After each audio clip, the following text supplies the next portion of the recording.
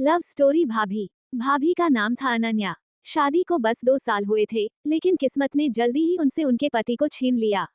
घर में सन्नाटा था और उस सन्नाटे में सबसे ज्यादा जो साथ खड़ा था वह था देवर आरव। आरव हमेशा भाभी का सम्मान करता था। वो उनके लिए चाय लाता, दवाइयाँ याद दिलाता और बिना कुछ कहे उनका सहारा बन जाता। अनन्या ने कई बार महसूस किया, ये लड़का कुछ कहता नहीं लेकिन हर दर्द समझ लेता है। एक शाम छत पर खड़े होकर अनन्या ने कहा, आरव, अगर तुम न होते तो शायद मैं टूट जाती।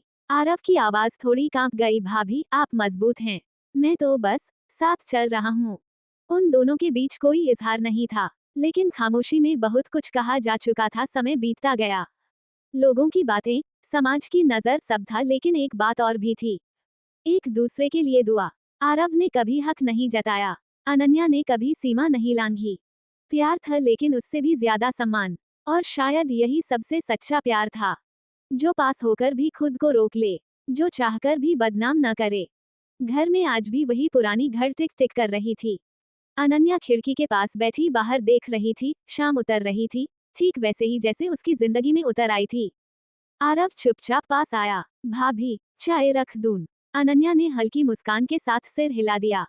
उस मुस्कान में दर्द भी था और भरोसा भी। आरव को हमेशा लगता था, काश मैं भाभी का दर्द थोड़ा और बांट पाता, लेकिन वह जानता था, कुछ रिश्ते आवाज नहीं चाहते, बस मौजूदगी। एक रात तेज बारिश हो रही थी। बिजली कड़की और अनन्या घबरा गई। अनजाने में उनके मुंह से निकल गया, आरव, बस इतना ही। आरव दौड़कर आया, मैं यही हूँ भाभी। उस एक वाक्य ने अनन्या के दिल को सुकून दे दिया। उन्हें एहसास हुआ, ये डर सिर्फ अंधेरे का नहीं, अपने दिल का भी है। और आरव, वो भी समझ चुका था कि यह साथ अब सिर्फ जिम्मेदारी नहीं रहे। अगले दिन अनन्या ने खुद को समझाया, नहीं, ये ठीक नहीं, मुझे मजबूत बनना होगा। आरव ने भी दूरी बनाने की कोशिश की, लेकिन दूरी से एहसास और साफ हो जाते हैं। दोनों एक ही घर में थे, लेकिन दिलों में एक ऐसी दीवार खड़ी थी, जिसे गिराना आसान नहीं था, क्योंकि दोनों जानते थे, कुछ रिश्ते दिल में पनपते हैं, लेकिन समाज की आंखों में चुभते हैं। एक दिन किसी रिश्तेदार ने हल्की सी बात कह दी, अनन्या अब ज्यादा आरव पर निर्भर हो गई है। बस यही एक वाक्य अनन्या के दिल में डर बनकर बैठ गया।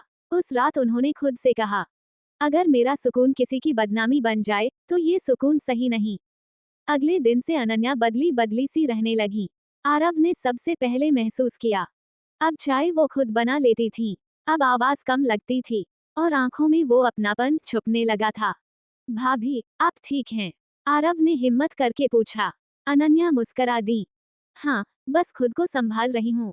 आरव समझ गया, ये दूरी मजबूरी है, बेरुखी नहीं। एक शाम मंदिर में आरती चल रही थी। दोनों सामने खड़े थे, हाथ जुड़े हुए। अनन्या ने मन ही मन कहा, भगवान, अगर यह एहसास गलत है तो इसे मुझसे छीन लो। आरव ने भी वही दुआ की, अगर यह रिश्ता निभाने लायक नहीं तो मुझे और मजबूत बना दो। और उसी पल दोनों की नजरें मिली।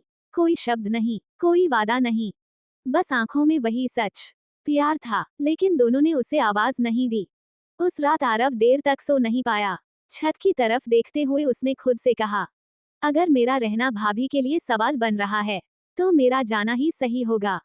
सुबह होते ही उसने अनन्या से कहा, भाभी, मैं कुछ दिनों के लिए बाहर काम देखने जा रहा हूँ। अनन्या चौंक गई। अचानक आरव हल्का सा मुस्कुराया, कभी कभी खुद को ढूंढने के लिए दूर जाना पड़ता है। अनन्या ने कुछ नहीं कहा, लेकिन उस दिन पहली बार उनकी आंखें भर आई। आरव के जाने के बाद घर वैसा ही था, लेकिन अनन्या वैसी नहीं रही।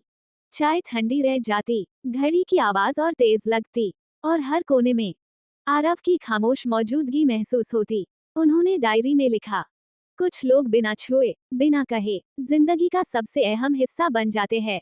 3 साल बीत गए। एक दिन दरवाजे पर आवाज आई। अनन्या ने दरवाजा खोला। सामने आरव खड़ा था, थोड़ा बदला हुआ, थोड़ा और परिपक्व। भाभी, बस इतना ही कहा उसने। अनन्या मुस्कुराई, वही पुरानी सुकून वाली मुस्कान। दोनों कुछ देर चुप रहे, फिर अनन्या बोली, अब तुम ठीक हो? आरव ने सिर हिलाया, हाँ, क्योंकि आपने मुझे सही होना सिखाया। वे कभी साथ नहीं हुए, लेकिन कभी अलग भी नहीं हुए। उनका रिश्ता नाम से नहीं, नियत से पवित्र था। साक्षी नई नई दुल्हन बनकर उस घर में आई थी। मुस्कान में संकोच था, आंखों में सपने। देवर कबीर ने पहली बार उन्हें पैर छूते देखा तो तुरंत पीछे हट गया। भाभी, ये मत कीजिए। साक्षी हल्की सी हंसी हंसी। आदत डाल लीजिए, अब तो रोज मिलेंगे। कबीर नहीं जानता था कि ये रोज मिलना धीरे धीरे दिल की आदत बन जाएगा। शादी के कुछ महीनों बाद ही साक्षी समझ गई, ये घर बड़ा है, लेकिन बातें करने वाला कोई नहीं। कबीर ही था, जो बिना पूछे उनकी पसंद का खाना ले आता, जो उनकी चुप्पी को सुन लेता। एक दिन साक्षी बोली, कबीर, तुम बहुत अच्छे हो। कबीर ने नजर झुका ली। बस भाभी का सिखाया हुआ है।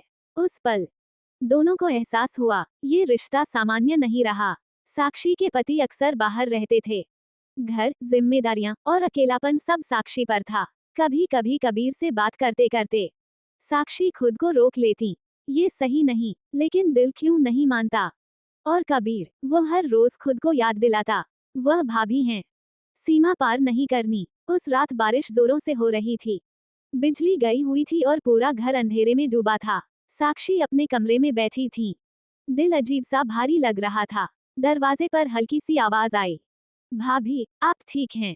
कबीर की आवाज थी। साक्षी ने दरवाजा खोला। अंधेरे में बस एक दिया जल रहा था, और उसी रोशनी में दोनों की आंखें मिल गईं। डर लग रहा है, साक्षी ने सच कह दिया। कबीर ने बस इतना कहा, मैं यही हूँ, भाभी। कोई हाथ नहीं थामा गया, कोई करीबी नहीं हुई, लेकिन उस एक वाक्य ने साक्षी के दिल को थाम लिया। अगले दिन कबीर बहुत चुप था। वह जानता था, कल रात कुछ बदला है। अगर मैं यूं ही रहा, तो कहीं खुद को ही ना खो दूं।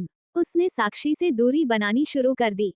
कम बोलना, कम सामने आना। साक्षी ने सब महसूस किया, लेकिन पूछा नहीं, क्योंकि वह भी डर रही थी। अगर सवाल किया, तो जवाब दिल तोड़ सकता है। एक दोपहर, सास ने हल्की सी बात कह दी, कबीर आजकल कम दिखाई देता है। साक्षी का दिल जोर से धड़क उठा। उन्हें पहली बार एहसास हुआ, ये घर सिर्फ उनका नहीं, नजरों का भी है। उसी शाम साक्षी ने खुद से वादा किया, अब और नहीं, ये चाहत यहीं रुकनी चाहिए। कबीर जाने की तैयारी करने लगा, दूसरे शहर में नौकरी। साक्षी ने सुना तो भीतर कुछ टूट गया। कबीर, उन्होंने पहली बार आवाज दी। कबीर रुका, पीछे नहीं मुड़ा। साक्षी की आंखें नम थीं, लेकिन आवाज स्थिर, खुद को सही रखना, बस यही चाहती हूँ। कबीर की पलकों पर भी नमी आ गई। उसने बस सिर झुका दिया। आपने ही तो सिखाया है, भाभी। कबीर के जाने के बाद घर फिर से वैसा ही था, लेकिन साक्षी के भीतर सब बदल चुका था।